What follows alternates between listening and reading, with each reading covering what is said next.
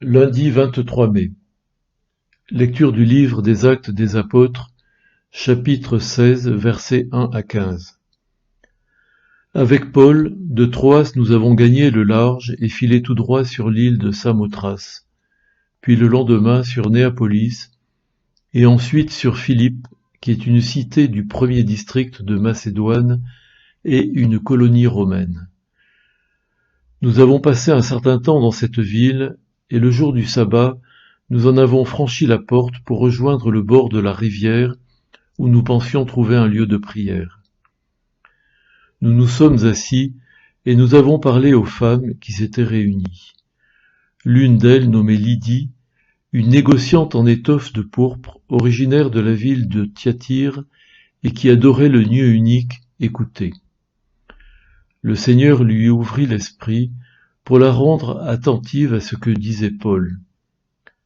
Quand elle fut baptisée, elle et tous les gens de sa maison, elle nous adressa cette invitation. Si vous avez reconnu ma foi au Seigneur, venez donc dans ma maison pour y demeurer. C'est ainsi qu'elle nous a forcé la main. Parole du Seigneur, nous rendons grâce à Dieu.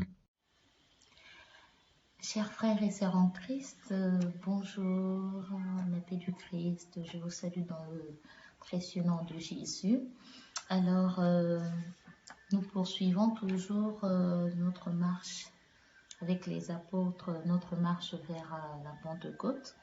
Et le texte que nous avons aujourd'hui nous parle des apôtres qui ont gagné le large, filé tout droit sur l'île de Samothrace, puis le lendemain sur Néapolis et ensuite sur Philippe.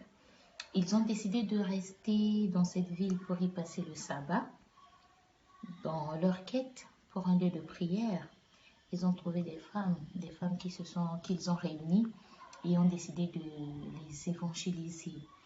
Parmi ces femmes, l'une d'entre elles, prénommée Lydie, la vendeuse d'étoffes qui croyait au Dieu unique, s'est intéressée à l'évangélisation des apôtres et éveillée par l'Esprit du Seigneur, elle a décidé de se faire baptiser avec sa maisonnée et elle a invité les apôtres chez elle en ces mots. Si vous avez reconnu ma foi au Seigneur, venez donc dans ma maison pour y demeurer. C'est ce qui a beaucoup retenu mon attention dans ce texte. La spontanéité dans les actions de Lydie. Comment cette dernière a accueilli la parole de Dieu parmi tant d'autres femmes qui étaient là, qui suivaient les enseignements des apôtres. Alors, elle s'est démarquée d'elle, elle a écouté non seulement avec les oreilles, mais avec le cœur, mais avec beaucoup plus de foi. Alors, je pense que l'Église aujourd'hui, surtout notre Église, notre diocèse au Maroc, notre diocèse du Rabat, nous demande cette spontanéité-là par le synode que nous faisons, que nous devons être actifs, être témoins de Dieu, parce qu'on a dit le synode c'est la marche avec les autres. Donc nous devons être aptes à aller vers nos frères, nous devons être aptes à répondre à l'appel du Seigneur, parce que je traduis cette aptitude de Lydie par une réponse à l'appel du Seigneur. Elle n'a pas hésité quand la voix de son Seigneur est parvenue à son cœur. Pour conclure cette méditation, que si le Seigneur nous séduit et si nous l'accueillons vraiment, nous sommes poussés par l'Esprit à toujours être promptes à servir et à nous rendre utiles, vraiment nous rendre utiles au service du Seigneur. Ça, c'est très important.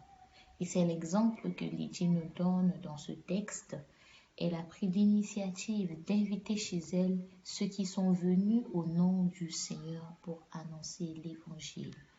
Alors, pour nous tous qui suivons cette marche synodale qui faisons partie de cette marche synodale, pour nous tous qui marchons vers Pentecôte, en suivant les textes des Actes des Apôtres, nous devons toujours être aptes à répondre au Seigneur quand il nous appelle et toujours être aptes à faire ce que le Seigneur nous demande.